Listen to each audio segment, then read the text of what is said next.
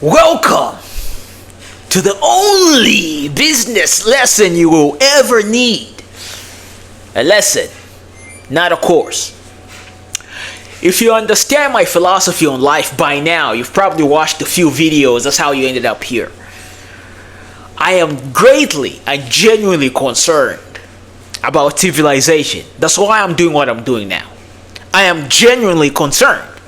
Civilizations keep going extinct, and you know the whole shtick. I talk about it all the time. Business and enterprise is the only thing that pushes us forward. Businesses get things done. Businesses innovate. Business is the heart of the core motivator of men and humans, self-interest. So that's my philosophy, and I do understand, and I've come to a realization that entrepreneurs, businessmen, men of industry should be running the show. Not politicians, not a rapper, not a musician, but men of competent, industrious ability should be the people running the show. And that's why I'm putting this together. Because one day, I am paranoid enough to think it might all come collapsing. But there's going to be a few people I'm going to radicalize out there that are going to adapt this philosophy, not just to make money, but to genuinely see the virtues in what it means to have industrialists run the show. So it's a time saver. It's not a course. By time saver, I mean it's going to save you time in your journey of life, in your journey of making money, and in your journey on becoming the most competent individual you could possibly be on this planet. So this is going to be a segment about all the mistakes and lessons, rather. Not all of them, but the most paramount mistakes I made in my journey for you to save time. That's the number one thing. The next thing I'm going to say, even if I just had to say this one thing, or even if you only understood one thing, it should be this. You need people. Human beings are the energy, the forces, the knowledge, the spontaneous individuals that you're going to run into in life as you engage in your endeavor. That's the most critical thing. Engineering is important. Building a website is important. How to figure out and solve problems and all that is important. Systems are important. But the number one thing you're going to need, the number one skill you will ultimately need to pick up is how to deal with people and individuals. Without the energy, without the time and effort of human beings, your efforts mean nothing. Humans need to move for you to get things done. Another thing is, there's this culture on the internet of the Alex Omozis and other people who sell courses on this one-man show myth of the guy who goes out there.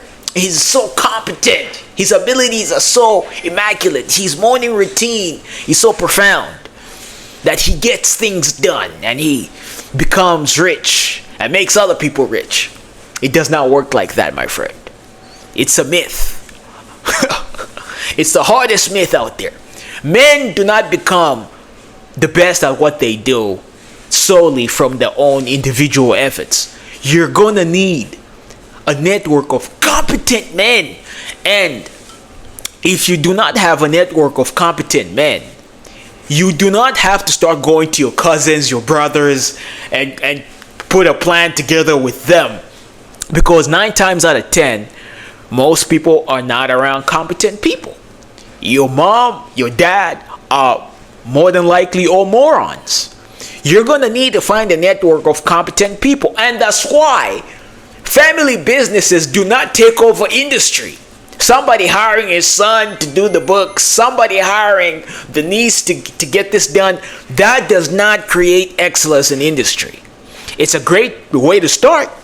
It's a great way to have human energy to get things done because they're doing it because they love you and their family, and it's mom. Oh, my son's got a little business. In fact, I would argue if you left your entire family, moved to a new place, and started and just solely looked for competent people, you would get richer that way within a few months. I guarantee you, than you starting out with the people you know. That's just my take there. And when I say it's just my take, I say listen, moron, listen. Anyway, so yeah, that's what that is. It's a one-man show myth. It will never work. You're going to need competent people. You're going to need a network of competent people who want to constantly keep getting better at what they do. That's the only way we're going to win. And how we get that, we're going to dive. So depending on where you are in business, you might be starting out. Every business was a startup at one point. Every single business was a startup at one point. You might have inherited a business, or you might have grown a business from a startup to 10,000, 20, to 100,000, to $1 million, to 10 million. Depending on where you are in your journey, this video is for you. Even 100 million or 500 million. This video applies. It definitely applies. So capture these lessons, and then there are going to be more videos that address specific niches.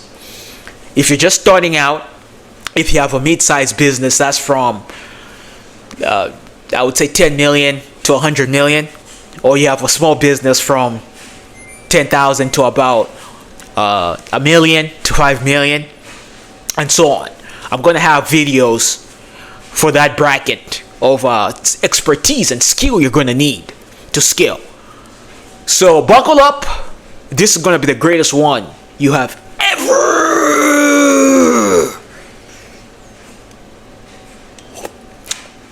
seen. Let's go. So I know the human mind remembers things perfectly well when you tell stories. So I'm going to tell a lot of stories using the leadership principles I have. If you haven't seen them, look for them somewhere. I have about 18 leadership principles that I have come to develop over my course of engaging with human beings. Before we go to that, I want to talk about the three key points you should always remember. If you do not remember the first one, needing people, competent people, these you're going to need for sure. Two. The first one, you're going to need two. But these are instrumental. Number two, in business, speed. I can't emphasize that more. Speed is everything. I read a book when I was about 18, The Compound Effect. I'm not getting paid from them or anything, but it's a genuinely good book. It gave an analogy about planes flying. One plane is consistently going at the same speed, and another plane is going extremely fast. It stops, puts some gas, and goes again, stops, again, goes again, stops. And they're both coming from California going to New York. What they found is the plane that was going consistently at the same speed, not too fast, not too slow, made it there. And the one that was going extremely fast, just for a day or two, never got there. In fact, lagged behind by a distance of great magnitude. I tell that story because that's the story of most men. You wake up with motivation, scrambling like a pig, and you never get the consistency, and you don't go through the harsh pain and the reality of what it takes to get there. So, speed, consistently. My friend, it sounds, and I hate making these videos because you can never put in words what it really takes. Number two, money coming in the business. And I think when I was younger, I understood this concept very well. I'm going to tell more stories about that. When I got to the state of Washington and engaging with the tech bros, that universe, they are the most incompetent people on the planet. They have lost that understanding of money in. They do not understand that the business is money in first. It's money in. We don't give a fuck about the capital you raised. It's about the money coming in, and that's why most fail. And then the last one, do not spend money. Watch your overhead. Watch your budget. In the beginning, first, don't spend a dime to start a business. As you start getting money, watch your overhead. Be frugal. Live like a slave to get things done.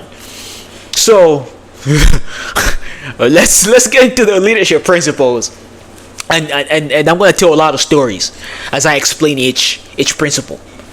I don't want to waste too much time on all this jargon, but I think building foundations is very important. I don't want to build the house without the foundation. I'll start by saying, if you want a dog and you work hard and you save and you go to work, guess what?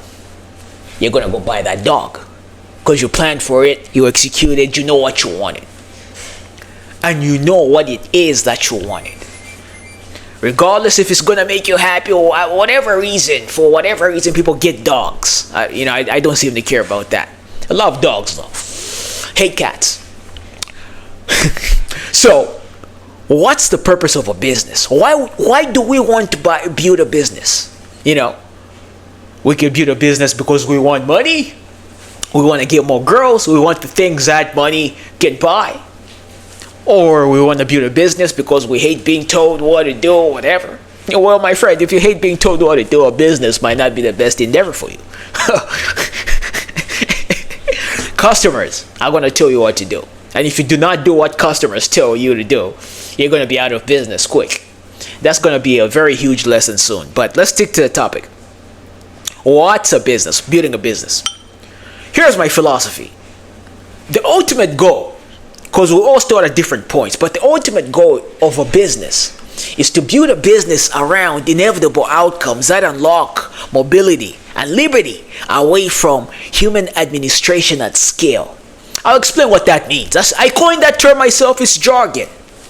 But today when you start building a business, they say, what problem are you solving? Solve the problem. The roof's down. Pay me to fix your roof.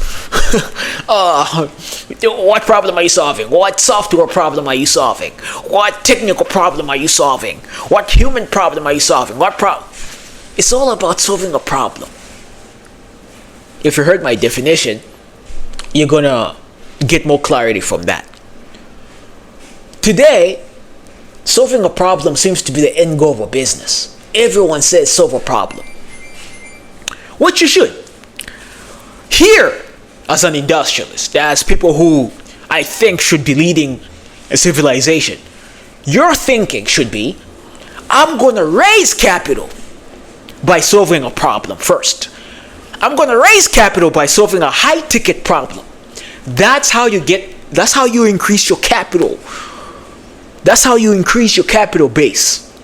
And then your goal as management, as somebody building a business, as somebody of civilizational will, your goal is not to increase prices in your business after you're past that stage. If you were born rich, you have all the money, you don't have to worry about raising capital for your enterprise, this part is not for you.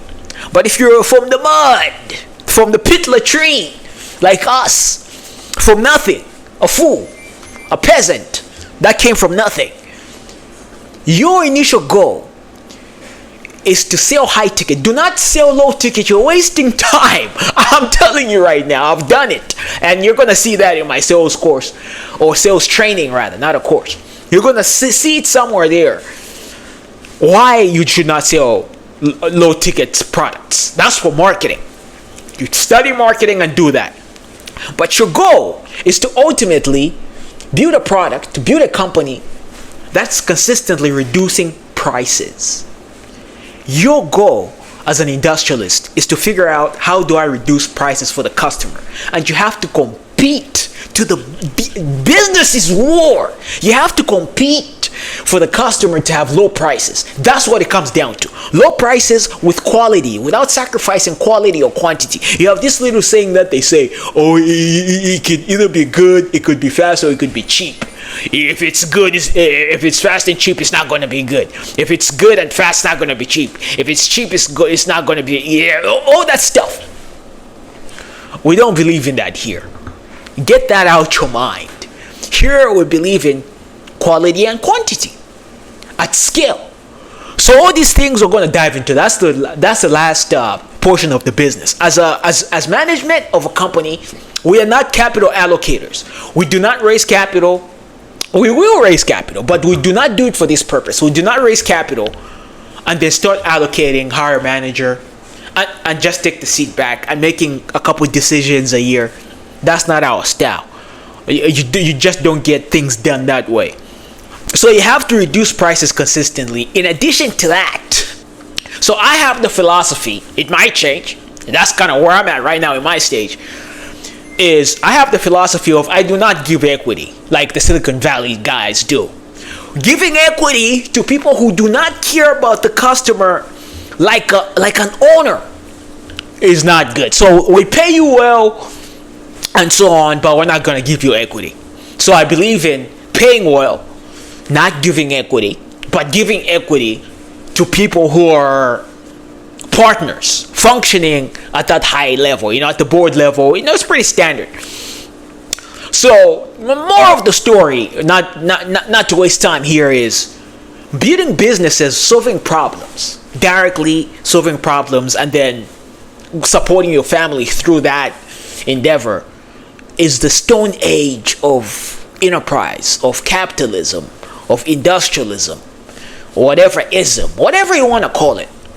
It's the stone age. We have to escape that stone age. We have to come to the next phase of enterprise, and that's taking care of your customer, solving those problems. That's fine, doing high ticket, doing the mass marketing, but we have to build companies that are not administrative.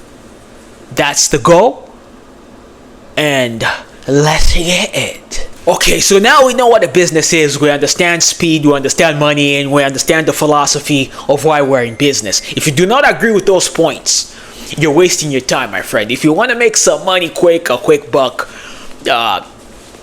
fine, go do it. Anybody can make money. That's easy. So at this point now, we're discussing the principles. So I'll explain them quick, I'll explain them fast. I don't want this to be extremely long, but I want this to sink in. Keep these principles in mind. Money in, be frugal, don't spend money out, keep the money. If you're in the high ticket sales, build your capital, build a plan, start building a serious enterprise that reduces prices. We get that philosophy. So now we've understood business and why we're in it. We understand the speed, we understand the money in, no money out, be frugal, and all these things.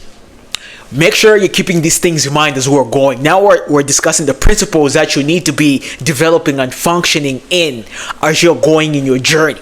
Because it's going to be tough. You're going to have to practice these things from the beginning. Make it a habit. Make it second nature so that you do not have to start course correcting as you go further into your career in business. Industrious curiosity. Industrious curiosity. What does that mean? It means a few things, but the key points are no conventional wisdom. In business, there is a mind virus in men that believe things are done this way. It's only done this way. You have to go through this process. No, everything is negotiable. Speed. Remember speed. When you're doing business, you're going to run into a lot of men of institutional will. You're not a man of institutional will. You're not a man of comfortable will. You're a man of civilizational will. Your goal is to accumulate as much capital and as much money as possible. If you're still in the stage of sales, high ticket sales, make sure you go through this phase aggressively. Don't go through conventional wisdom. That's the easiest part. Once you get into more enterprise, doing partnerships and negotiating stuff, you're going to run into a lot of institutional men. they're gonna be very slow. They're slow. Bankers, lawyers, accountants, they're extremely slow. Your job is to not fall into their line. Your job is to push them to think creatively. They have they have creative minds of a roach. They have no creativity. Your goal as an industrialist is to make things move fast. Make them work on the weekends. Your job is speed, industrious curiosity. Always keep speed in mind. Another area of industrious curiosity is the formulation of ideas. You're going to start out with one idea. Oh, I'm going to sell this. I'm going to sell that. I'm going to build this app. Or I'm going to do this. Ideas are the beginning point of your execution. People like to say ideas are meaningless. Anybody can have an idea. The execution is everything, my friend. If you're executing on a pathetic idea, you have nothing. You might be the most competent person on the planet, but if you're executing on the worst idea, you're not going to be able to get to where you need to be, especially if you have big dreams. How are you going to be able to you're trying to make a couple $1 billion and you're executing on a car washing facility or whatever you have there? You have to make sure that your execution is in line with the end goal. So ideas are everything, and the formulation of ideas is equivalent to your success. You're going to fail. You're going to fail. The first idea, second, the fifth, the 100th idea, you're going to fail. You're going to fail. You're going to fail. Failure is inevitable. You're going to fail.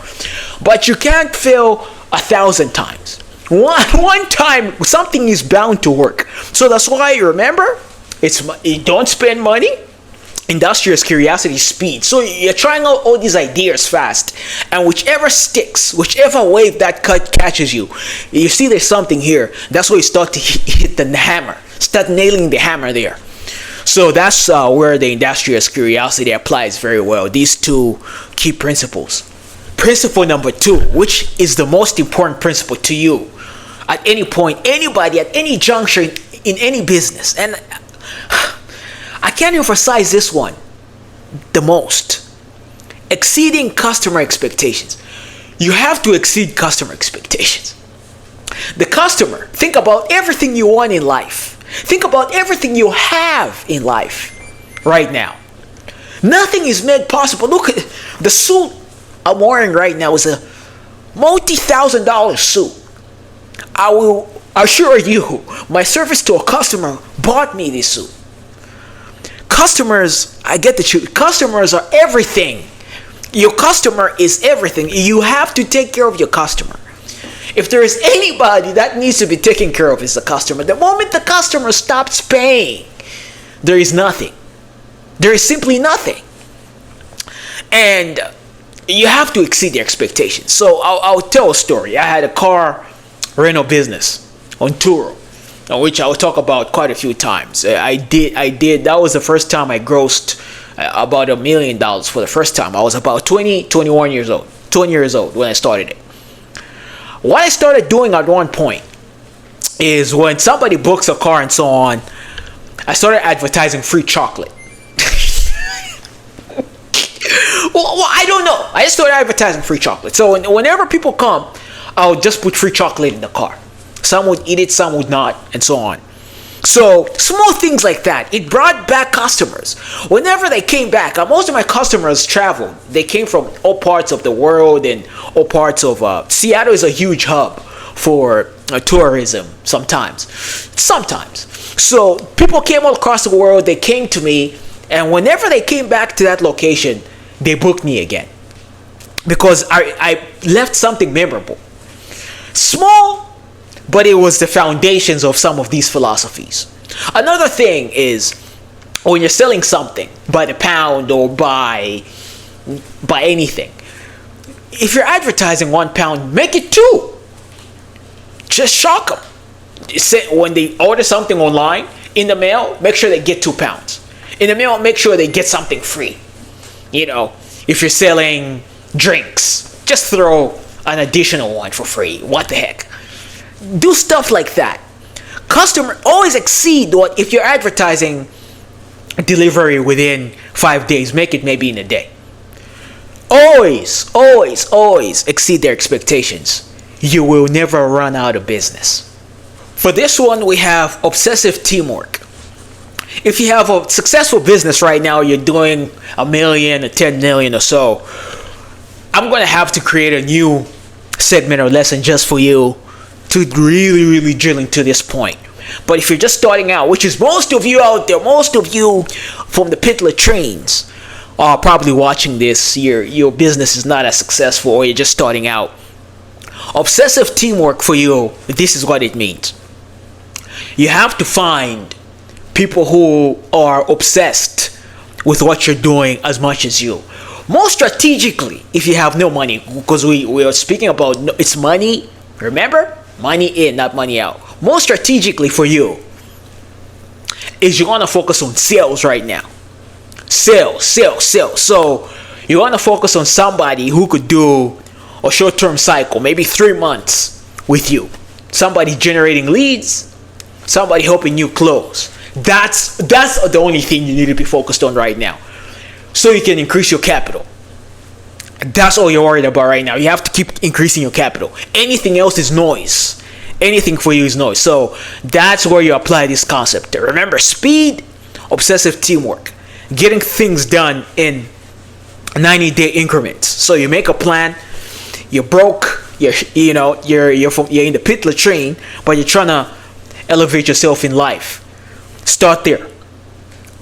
90 days. Find somebody, a brother or sister, at least they're competent enough to help you generate the leads, and then you focus on the sales. And you should be high ticket, meaning $5,000 or more, $5,000 or more, which I don't even think you should be doing 5,000, 10,000. Find something you can sell, anything. Find something you can sell for 10,000 and deliver and sell again until you start getting out of the pit latrine. If you made it this far, you're special. You're going to make it. Trust me, you are going to make it in life. So now we're talking about light speed execution, which is a fundamental core. I've spoken about light speed execution. I'm going to tell stories about speed. I've started a lot of businesses, and I have unfortunately lost a lot of money, made a lot of money, but let me save you money and time, most importantly. When you're starting out in the business, especially in the United States, you have all these little funny infrastructures that good companies have distributed for society for comfortable profits. A company that has done this very extraordinarily well is Amazon and its programs, and then franchise companies like McDonald's and so on. Those guys have distributed for society pretty fairly well. That's some high-level stuff there. I'll start with the trucking company I had, because it's the best example. There's so much expenses, so much just to get in the door. You gotta spend at least $20,000. If you buy your own truck, you're spending about maybe even $50,000 to $100,000, maybe even $200,000. In fact, you have to have like about $350,000 to franchise with Amazon or McDonald's is $1 million. That's the upfront money. If you're from the pit latrine and you have $250,000, why would you franchise anything? If I had a handout of $250,000, $250,000 to start out with in life, I was gonna bet it on myself, right? But unfortunately, many men don't start out that way, right? So we're gonna bring it back, because most of you gonna be watching this are in the pit latrine. And then some of you have had some success. And then you have to make sure you're not spending that money like a moron. This is why speed is important. When I started out with that trucking endeavor, I was trying to learn. I was trying to understand how logistics works. I had a logistics company, and I figured out, hey, why don't I expand in trucking, and let me get a few contracts, and let me see how distribution works, and so on. And I was going through that little process. I spent the $20,000. I paid for insurance. I paid for leasing the trucks. I paid for about, a quarterly lease for 2 or 3 trucks. I paid for the gas. I got the gas cards.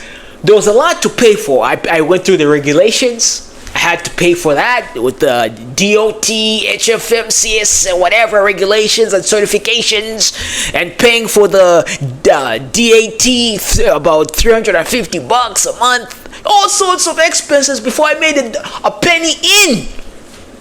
Would I do that today? I'm starting out, even if I had the 20,000, I'm in the pit latrine, do I start out with a business of that nature? Or the car business that I started spontaneously and bought a lot of cars?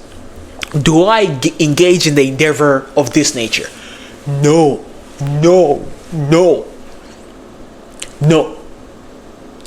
The only people making money in those areas right now, as they are well distributed for society, are bankers and the men that are franchising you, or you're paying a franchise fee, or they're giving you the infrastructure to facilitate their process. Do not, if you're starting out from nothing, or you have a franchise right now and you're doing $1 million or 10 million, leave. You are not going to get far. If you're comfortable, you're okay with that, you should not be watching this video. Go find a video that's going to teach you on how to improve your processes or something. We are not those people for you. If you have a franchise and it's not working out for you and you're thinking about leaving, leave. Do something else. Perhaps go back to the shit muncher level and do sales. To the shit muncher, do not spend a dime. Do not spend a dime. Light speed execution. So I'm going to tell you about how speed saved me in the trucking business when I endeavored in there. Of course, it helped that I had some money to cushion on. I did have capital. I had the other cars that were cash flowing very well, but they're only cash flowing like $200 a month, which comes back to our next point: think big. But let me finish my thought on light speed. The problem with that game, with the trucking, is I had all these costs. Everyone was getting paid. The trucking business was getting, rather the trucking leasing company was getting paid. Enterprise was getting paid. The insurance company was getting paid. The gas companies were getting paid.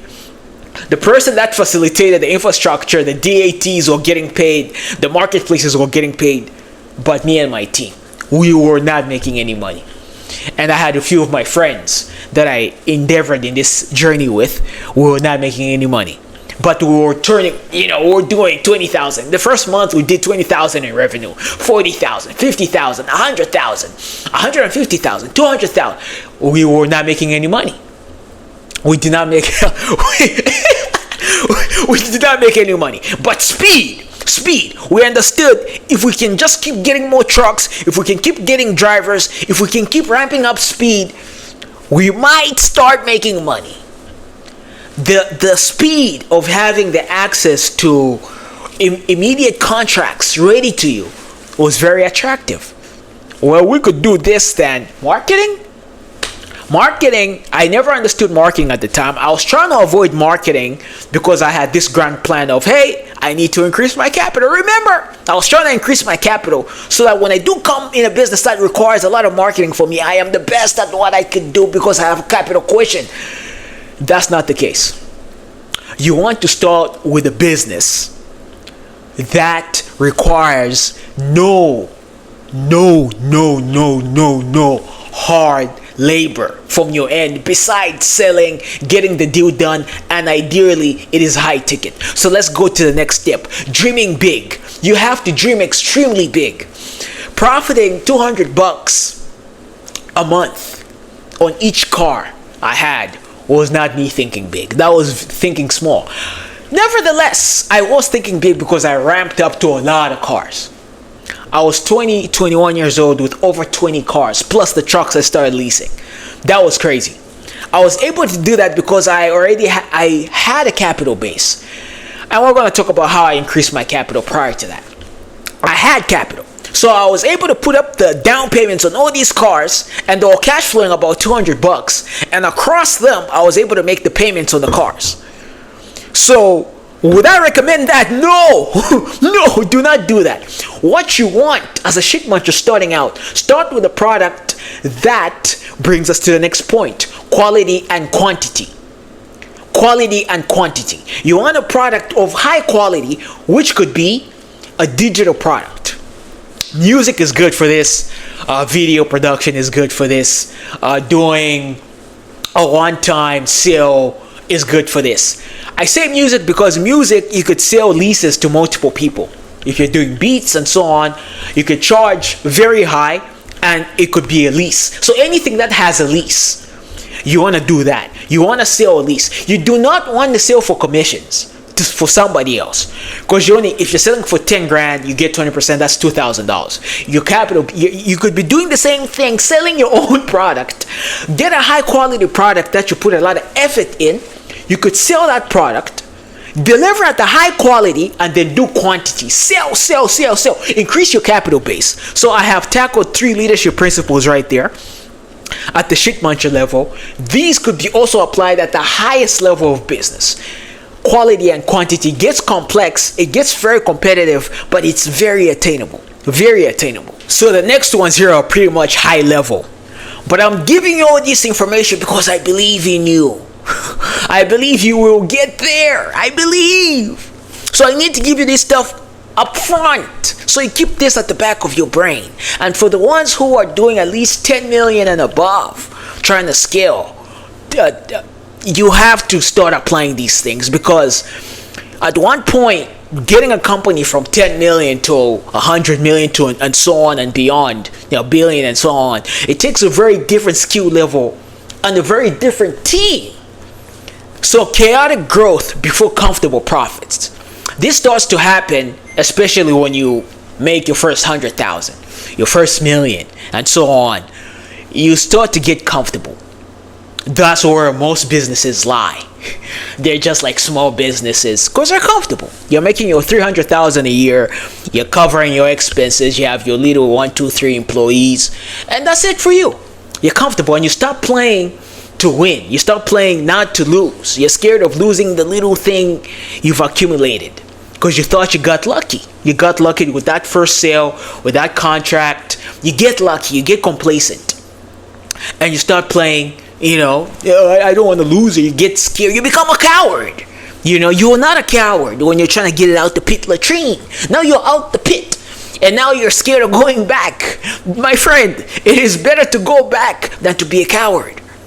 So, chaotic growth before comfortable profits. So if you're starting out in the beginning, you're not thinking about this. You just want to grow. You just want to grow. Keep going. Keep going. Keep growing. Keep making sales. It's all chaos in the beginning. In the beginning, only chaos will get you to where you need to be. So chaotic growth before comfortable profits. And then never get comfortable. That's basically what it's saying. Keep putting back the money in. Do not make a sale and go buy a car. Okay, buy a car, but it should increase your status for marketing if that's your angle. But everything you do with your money, it needs to increase your status. It needs to increase your ability to get the sale, the ability to brand yourself, your ability to do more marketing. Hire the next lead gen guy. Hire the next 30-day competent guys that will execute that $1 million deal that you need with a big company. You need to keep putting back the money in. You keep putting back the money in. The idea of pay yourself first, and that's a very dangerous idea. Yes, you pay yourself, but make sure you're putting back the money in. Don't be comfortable with the profits. Don't get comfortable at any juncture. Any juncture. The next two are high level 2, constructive criticism, and then inventing for the customer, distributing for society. So let's start with constructive criticism. This one just comes back to human nature. I'm going to have a class on human nature because that's the most important thing in this reality of humans. Because we're serving humans, you have to understand their nature. Human nature at its core, fundamentally, they want to feel important. That's the fundamental core of humans. They want to feel significant. That's why you have brands like Louis Vuitton. Just because they go slap a logo there, that's all branded. They're going to sell you a bag for $20,000, $100,000. Because the person buying wants to feel like they're somebody in life. They want to feel significant. They want to feel like they're better than the next man because they have a better jacket. That's the power of branding and human nature at its core. So for you, at your juncture, is do not hurt egos. When you're going to criticize, which you will, be constructive about it. Hey, that design, your employees especially, or your contractors, or anybody you're working with, you have to still be ruthless. You have to still criticize, but you have to be constructive. Hey, that design was shit. I think this is how we should make it better. Why don't you tweak that? Why don't you tweak this? Why don't you do that? And if you're not a design guy, you're not an engineering guy, you're not a specialist in an area, which you shouldn't be. You should not be a specialist, but you should have at least surface knowledge, level knowledge on everything you're engaging in. And that's why it comes back to all the business philosophies. We do not become money managers. Money managers think they just allocate money. No, you need to understand and engage with all types of teams for you to grow your company. So that's what that means. And then inventing for the customer, building for the customer, distributing for society. This one gets very deep in philosophy. But if you're a shit muncher in the beginning, in fact, if you're a business doing $10,000 to $1 million, from $1 million to 10 million, and then from 10 million to 100 million too, you are more than likely in this area as good as the sales guy, the shit muncher. Because in this area, businesses lack. You fall in comfortable profits, and then you don't distribute for society for many reasons. And that distributing for society means you have a portion in your business that you clearly know you're just collecting money at this point. You're not really innovating anymore. The willingness to get that portion of your business and start training society to handle that and distribute it to society. That's some very advanced stuff that only a few industries have actually been able to do, like the electric industry and so on. So that's why you have these huge industries that have monopolies by nature because of such high level thinking. So this is where I want to move industry to. Now you're seeing the puzzle being put together. So for now, everyone's a shit muncher. Everyone is in the pit latrine in this area. So what you want to do is you want to work together with your fellow industrialist, somebody who believes in these ideas, or you find a huge company that's engaging in this endeavor, and then you want to work with them, learn from them, understand from them, build with them. This is where high-level collaboration comes in, not just with employees. This can't just happen at the employee level. It has to happen at the high level of thinking about society, thinking about a civilization, thinking how a civilization lasts, thinking about how we can move a civilization forward with business, not just diversity, hiring. We don't give a fuck about diversity. We give a fuck about distributing for society, at the same time us being still profitable. No, we don't just distribute for society and lose revenue and lose money. No, that's not what I'm saying. I'm saying we distribute for society so that they can do the meaningless things, the things that bring meaningless profit, comfortable profit, and then we could focus on the tough things. Where should we allocate our energy? Where should we allocate our capital? So this is more high-level stuff. It's not about making money in the short term. It's very fast, or rather very forward-thinking, very long-term thinking. But at the same time, the profit you will make from this, thinking just a little bit long-term, you're going to go far. So this could be applied at the pit latrine, and it could be applied at the level where you have some revenue and you're doing well for yourself. So the next few principles here are pretty self-explanatory. Even a baby could understand them. An individual with half a nugget can understand them. So let's dive into self-managing teamwork. That's pretty self-explanatory. If you're a shit muncher, you're at the pit latrine level, or you have a successful business generating some revenue, at any juncture, if you find yourself engaging with human beings that need to be micromanaged, get rid of them. Just get rid of them. Teamwork is, you know what you need to do. Let the person go out there, let them get the stuff done that they need to do. Let them deliver on their part, deadlines, timelines, all that good stuff.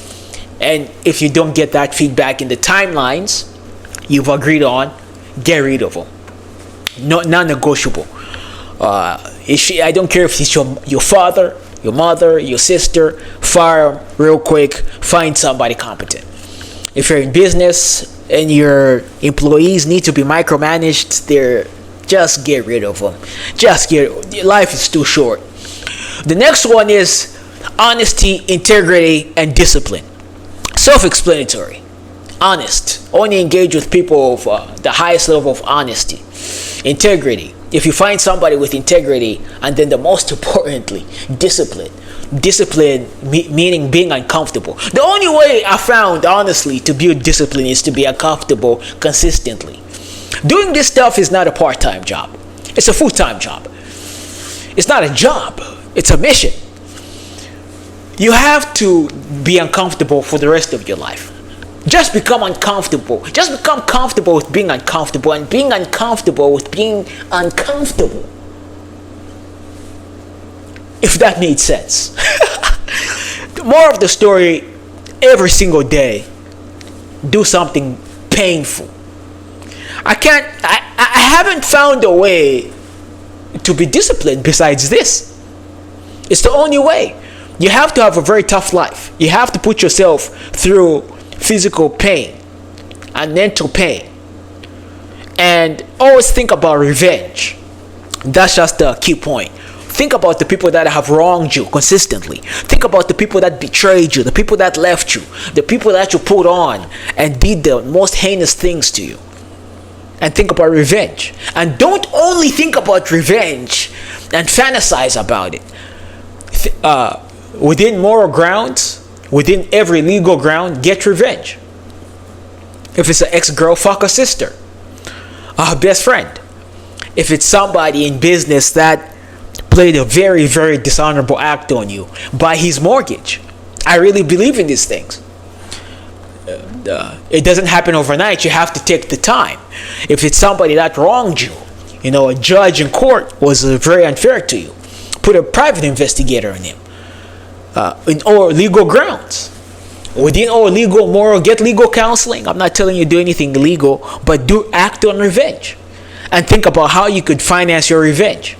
That's the only way. That's the fuel. And then go through pain. That's the only way to build a level of discipline and a level of fuel you need. I wholeheartedly believe in revenge. The act of revenge is a beautiful, it's a magnificent thing. It's a magnificent fuel on thought. I think it works out. And then the last one is, no job is beneath you. No job is beneath you. This one comes back to being extremely competent in all areas of competence, of human value points rather. No job is beneath you. If the floor is dirty, you walk in your office, you're getting there, you're on your journey, you clean the floor. If somebody on the technical team at any area in your company quits, you should be able to get in there and do the technical work. You're not the best guy, but you should be able to execute on it. If, for example, in the car business, I did almost everything. Vertically integrated the whole operation myself. I probably run that operation myself mostly. I never had any help besides maybe a girlfriend, a girl I'm fucking, she cleans the car that day or whatever. But I probably ran that operation myself. It was very, very, very brain draining to run it, but I did it. I did the most meaningless tasks, the most demeaning tasks. You have to do it. You have to be able to do all these things, the technical tasks, the meaningless tasks. Not just being able, but also understanding that this is not beneath me. You are an owner. Even if you go to the highest levels and the highest echelons, this starts at the pit latrine to the top. You always have to understand, no job is beneath me. So these last few principles are less about making money, but they're more about the man you need to become for you to get that money. People like to talk about manifestation. You have to manifest, and you sit down and say what you are. But really, what you need to become first before you attain what you get is what's critical. You cannot think about yourself being in the pit latrine when you're still in the pit latrine. You have to become what you're trying to be first before you are it in the physical realm. That's the ultimate thing that they're trying to tell you. So the next few here, we're going to dive in one by one and dissect them. Take ownership and think long term. I've kind of touched on this already. Taking ownership, be an owner, thinking long term. You will never lose thinking long term. Never. And that's why I suggest you build your capital first with the sales business, and then you engage in the marketing and building a company that actually reduces costs. And how you do that properly is thinking long term. There's a wise quote that goes, "Your margin is my opportunity." We are not playing for margin. We are playing for market share. That's what you need to think about long term. Plan to the end. A lot of people like to think things never come to an end. Life in itself has an ending. Everything will come to an inevitable end. So when you are making those high ticket sales, plan. If you have a product for 10,000, how many are you going to sell to get to $1 million? How many can you sell to get to 100,000? And you have to know when to stop. You have to know when. When do I stop? Because you can't just do high ticket sales forever. It's burning. Burnout is real. You have to understand, okay, if I make 10 sales, I'm going to work like a slave, like a pig, like a hamster. I'm going to work. And then when I get there, I need to stop and I need to pivot. That's how you win in life. Because when you get there, now you have the capital. You've increased your capital to hire a lead gen guy, to hire a sales guy who immediately bring your capital. Even if they're pathetic guys, you can fire them quick and still have more capital until you find the next person. So that's what I encourage. The next thing I also encourage is you need to focus on not your talents, but the decisions you make.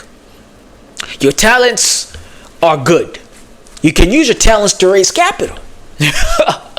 I'm very talented at composing music and doing all these and some software freelancing work I did, and I've sold thousands, not just thousands of dollars with both these endeavors.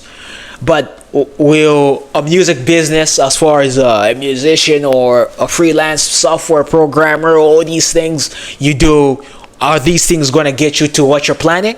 No. I love just thinking. I love reading. I love to make music. I would have loved to just do this for the rest of my life, but that's not the journey I'm on as far as making an impact. So it's good to practice though, but you have to understand that your decisions are ultimately what will shape your life. So never forget that. Think long term and then stop. Plan to the end. This comes back into the thinking long term thing. And that comes back to my philosophy on why I hate giving equity to employees. You have to earn equity. I don't say I never do, but you have to earn the equity. Being an employee is the most comfortable position you can possibly be in life.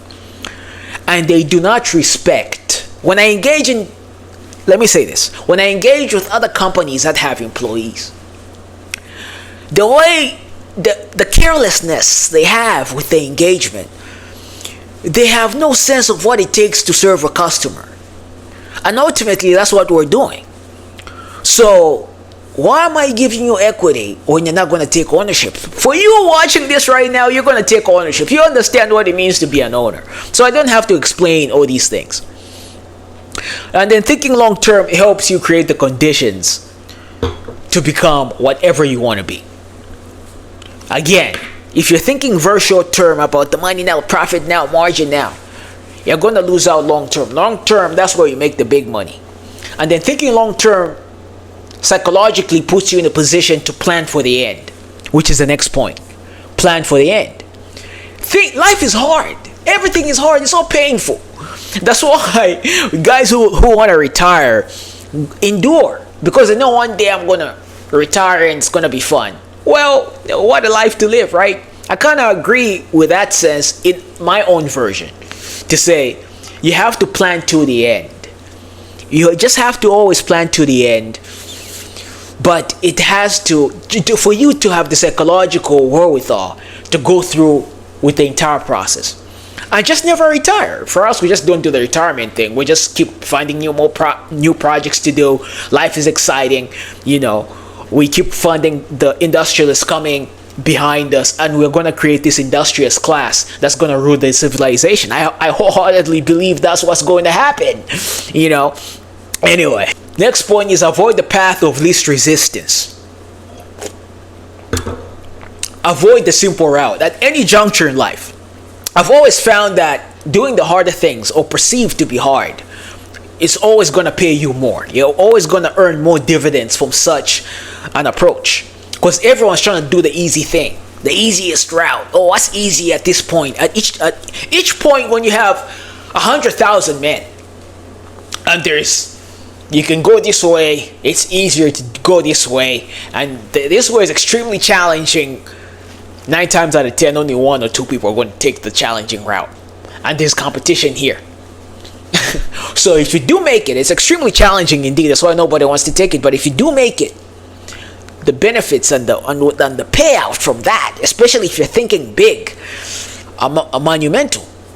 So always avoid the path of least resistance. I can give many examples in my own personal life where I just avoided the path of least resistance. Even now, I'm avoiding the path of least resistance. I could be out in Boston or in New York, and you just go talk to the bankers out there. Build the relationships, raise the capital, do an IPO, raise more capital there, hire people, fund them, pay their salaries, and do that whole fear thing. And then potentially just maintain the relationship with the world and the bankers, so I'm okay. And my enterprise could, go on from there. But I am not a man of cowardness. I am a man of my word and of civilizational will. And I do understand that if everything came down to what I'm uttering, some relationships, strategic ones too, will be tarnished. And this is why I'm getting everything I understand and I know, pouring it out there for men of civilizational will. For whatever goes down, these ideas will propel and live forever. That can't be stopped. The last 3 are very philosophical points. The first one starts with focus and clarity. You cannot have focus and clarity if you are a coward. You need to be extremely brave. I can't even put that in any other way. You just have to have bravery. And focus and clarity comes through. You have to know what you want, and you have to be extremely stubborn towards life, and asking for it until you get it. And that takes focus, and that takes clarity to do that. And the only way you can focus and have clarity, I said, is discipline and extreme bravery. If you do not have that, my friend, you're not going to go too far. The next one is read, think, and communicate surface level. If you've noticed, I've tried to communicate, tell stories, be as fun as I could possibly be here. But be rest assured, all these ideas, all these things, it took a great amount of thinking. I had to think immensely, deeply, intrinsically, to understand the inner workings of, this machine for me to communicate at surface level. So I despise the idea of saying, oh, smart people are bad communicators. Smart people are bad, if you're too smart, you can't relate with people. Bullshit. Get the fuck out. Listen, if you're smart, you should be able to figure out I am extremely smart. So how do I communicate at the level of these other peasants? Oh man, if you at least you think you're that smart. I try not to think I'm extremely smart in that way, but I'm able to do extremely challenging things. So communicate surface level. You can't be a nerd, a geek, and say, no, I'm a nerd, I'm a geek, I don't talk to people, I'm just technical. You're going to be poor. You need to learn how to talk to people. So my advice is read intensively, immensely. Read, be a reader, aggressively, and then communicate surface. Don't even try to explain the technical and the detail, just communicate surface. A great example is understanding engineering very intrinsically, intimately, and just communicate surface. Same thing with girls. You have to understand the complexity of human nature to understand them. And once you understand that, just communicate accordingly, deal with them accordingly. It's easy until you get it. And then the last one is culture-based hiring. Well, if you're at the pit latrine, you in the pit latrine shitting and pissing, you're poor and you smell. Listen, 10 million a million, 10,000, you're all in the pit latrine. We are all in the pit latrine. If you're in that area, you need to. The culture is you. Especially if you're a complete pit latrine, 10,000, 0 to 10, 0 to a million. You are the culture, so you don't have to worry about this too much. You're there. People see your work ethic. You just have to simply lead by example. You can't be talking about all these leadership things, speed, and then you're a moron. So you just have the employees, the people around you, simply just look at you. They're going to get inspiration from you. You're going to leave the standard. But as your company grows, as you have friends, as you have girlfriends, as you start a family, as you do all these things in life that we do, you have to start thinking about, how do I instill this culture? How do I instill a culture of the standards and the quality that you deem to be right, as we have established in this video of an industrialist. So if you watch this to the very end, I have way more detailed courses pertaining how you could win at this game of life and then be part of the ruling class of the next phase of humanity. Thank you very much.